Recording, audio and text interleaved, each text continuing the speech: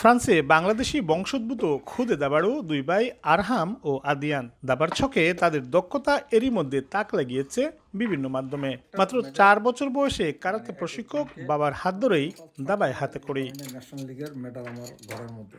School, স্থানীয় club, জেলা ও বিভাগীয় পর্যায়ে অতিক্রম করে আরহাম খেলছে ফ্রান্সের বয়সভিত্তিক জাতীয় লিগে।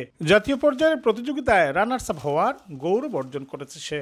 বিভিন্ন প্রতিযোগিতায় অংশ নিয়ে জিতেছে অসংখ্য ট্রফি ও পদক। দাবা অনেক ভাল লাগে, আমার বাপ শিখাইছে। তারপরে যে অনেক ফোকাস করতে হয়, তা আমার ভাল লাগে। আমি চাই গ্র্যান্ড মাস্টার হইতে আর ওয়ার্ল্ড কাপ নিতে।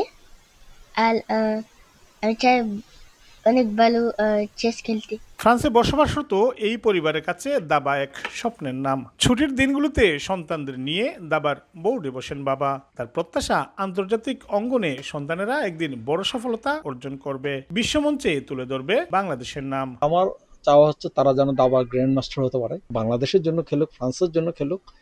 কারণ খেলাধুলা হচ্ছে এই পৃথিবীতে এমন একটা জগৎ, যে জগতে পৃথিবীকে এক করে ফেলে। আরহামের সাফল্য ফরাসি জাতীয় গণমাধ্যমের নজর কেড়েছে। সংবাদ মাধ্যম ও রেডিওতে প্রকাশিত হয়েছে তার কৃতিত্বের খবর। ভবিষ্যতে গ্র্যান্ড মাস্টার হিসেবে বিশ্ব দাবার মঞ্চে নিজেদের প্রতিষ্ঠিত করার স্বপ্ন দেখেন খুদে দাবাড়ুরা। মোহাম্মদ লুৎফুর রহমান বাবু, সময় সংবাদ, ফ্রান্স।